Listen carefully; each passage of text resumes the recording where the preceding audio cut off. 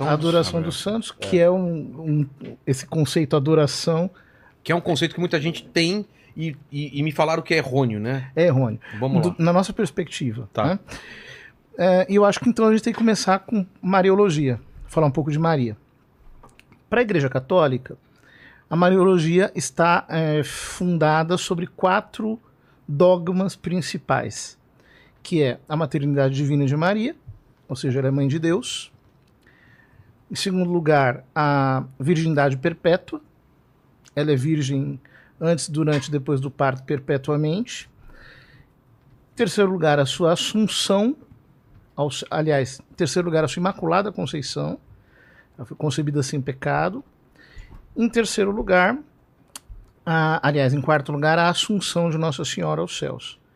Então, essas 4 doutrinas são aquelas nas quais toda a Mariologia, digamos, está fundamentada.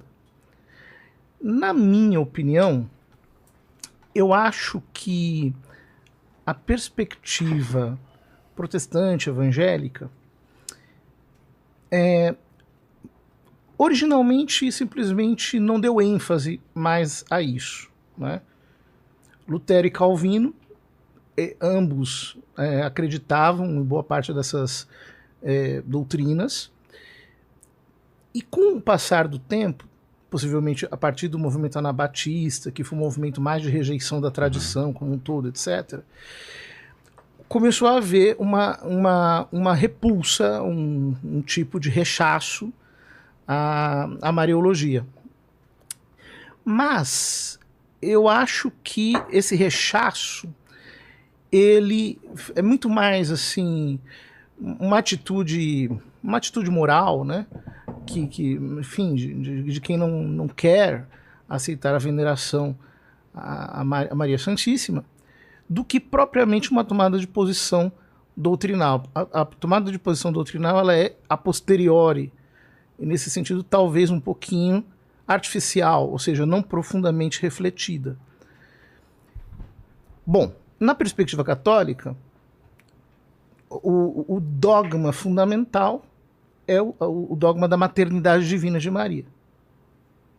E é daí, digamos assim, que decorrem todos os outros dogmas marianos. Interessante. Tem algumas questões que o padre mencionou aqui que eu acho bem interessante, né? O grande problema, a maioria dos chamados evangélicos... Só para tirar uma dúvida, a Assunção de Maria, a Igreja Protestante acredita nisso também? Não. Né? Tá. Não. Então, a ideia é exatamente o seguinte. Existe vamos usar um termo, incomensurabilidade nesse diálogo, né? Exatamente porque não se dá dentro do protestantismo, dentro do evangelicalismo, a palavra que quiser usar, né? Essa ênfase maior, né, a Maria. Por quê? Porque uma das questões que o protestantismo tentou trazer, né, apesar de que o protestantismo também teve as suas tradições, foi romper um pouco essa tradição e tentar retornar àquilo que era a Escritura, essa ênfase da Escritura, né, que acaba não sendo algo central dentro desse pensamento católico, em virtude de, por exemplo, as questões que o padre mencionou, elas são questões que vão ser surgidas posteriormente. Elas não são questões que vão ser, por exemplo, debatidas ou criadas no segundo século, no primeiro século, no segundo século. Nós não vemos essa posição de Maria como o catolicismo enxerga. E aí vai uma ressalva também, Padre José Eduardo, que eu tenho feito uma crítica do lado de cá, né? Porque se tem do lado de cá é muito comum uma certa ojeriza pela figura de Maria. Né? E isso é fruto de uma grande ignorância, né? E de uma percepção errada, porque eu acho o seguinte, que você ter uma crítica sobre essa questão de Maria com relação ao catolicismo é uma coisa. Você achar que em detrimento dessa crítica você tem necessariamente que achar que Maria era uma pessoa desprezível, fazer piada com ela, esse tipo de coisa, não. Maria foi um instrumento de Deus. Até Maria... como que aconteceu na Record do cara chutar a santa, lembra? Que deu Sim, isso é um absurdo, sim, né? com certeza. Faz só um tempo, né? Faz uns 25 anos. Tudo mais isso? Faz já. Faz. Será? Sim, 30 Faz. anos, Nossa. talvez. Talvez, porque eu trabalhava no aeroporto ainda, eu É. lembro desse BO, na época que eu estava trabalhando no aeroporto, já É. faz muito tempo.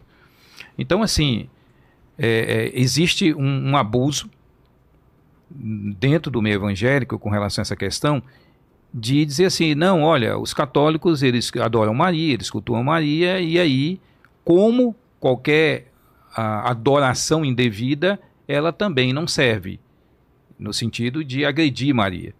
E eu acho que essa abordagem é uma abordagem errada, desonesta, né? Eu acho que Maria merece um grande respeito, né, pela pessoa que ela é dentro das Escrituras. Afinal de contas, ela é uma garota de talvez 12 anos, 12, 13 anos, quando ela tem a visitação do anjo, e ela diz, faça-se em mim. Ela aceita, ela não questiona, ela é um instrumento de Deus para a manifestação daquilo que é o verbo de Deus, que é Jesus Cristo. Então ela foi um canal para que Deus viesse na forma humana, na pessoa do Cristo, que nós adoramos e cremos e acreditamos ser o Salvador do mundo. Então existe esse lado. Por outro lado, Vilela, tem a questão do evangélico, ele dizer assim, nós não temos como, por exemplo, a Bíblia chega e diz assim, todos pecaram e destituídos estão da glória de Deus. E quando diz todos, eles não têm nenhum versículo que apresente, dentro de Mateus, Marcos, Lucas, qualquer dos evangelhos, uma posição de que Maria não esteja nesse todos.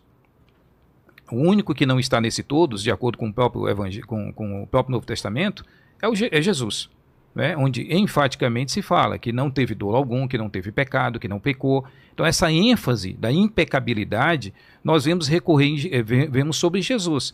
Mas nós não encontramos essa questão dentro da questão de Maria. Nós não encontramos. Então nós vemos, a partir disso, que Maria foi um instrumento de Deus, né, para executar a vontade dele, assim como outros foram. Mas como humanos, eles tiveram pecado. Sim, Eles sim. pecaram. Como humanos, como todas as outras pessoas que Deus usou de forma grandiosa, ela teve uma missão especial, porque ela foi mãe. Ela foi mãe, então ela teve uma missão especial. Nós não vamos dizer que a missão dela, a missão de uma mãe carregar um filho, Poxa. é qualquer missão. Então é óbvio que ela teve uma missão toda especial, mas até ver ou vislumbrar Maria nesse aspecto de sem pecado, né, virgem perpétua. E, aliás, todos esses adjetivos que vão ser dados, eles vão ser construídos com o tempo. Então, leva-se um tempo para construir. Na verdade, nesse ponto nós discordamos veementemente. Por quê? Né? As verdades que estão contidas na Divina Revelação, elas na Escritura, Uhum. mas embora para nós católicos, e aqui retornando a uma questão de teologia fundamental, nós católicos acreditamos que, embora a Sagrada Escritura seja inerrante, ela está recoberta pelo carisma da inerrância, ela não pode ser lida fora da tradição, porque ela mesma é uma consignação escrita de parte da tradição. O que é tradição? Em que sentido? A tradição apostólica, aquilo que foi ensinado, que foi dito, mas que não foi escrito. Tá. A tradição oral. A tradição oral. Tá. Nem tudo, digamos assim, a gente escreve, né? Por exemplo, há muitas coisas que na era apostólica eram vividas e eram evidentes, eram óbvias. Ninguém precisa escrever para deixar aquilo manifesto. Mas a igreja acredita que parte dessa tradição foi consignada nas Sagradas Escrituras através desse carisma da inerrância. Mas, como a Escritura ela não se auto-interpreta, ela demanda uma interpretação, portanto, você tem um carisma adicional a isso, que é o magistério da igreja.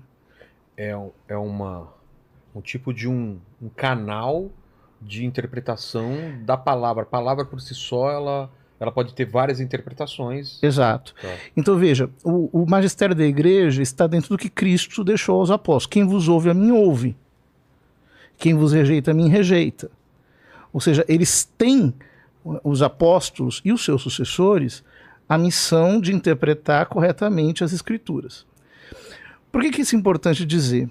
Porque nós cremos que, por exemplo, todas essas verdades, de alguma maneira, estão presentes na Escritura, não são contraditórias com as Escrituras, sobretudo, embora algumas delas não sejam explicitamente rasgadas nas Escrituras, mas elas são pressupostas nos textos. Por exemplo, quando o anjo chama Maria de cheia de graça, recharitomene, em grego, quer dizer, agraciada, praticamente feita de graça, né? Ele está aqui, isso acontece antes de ela ser mãe de Deus.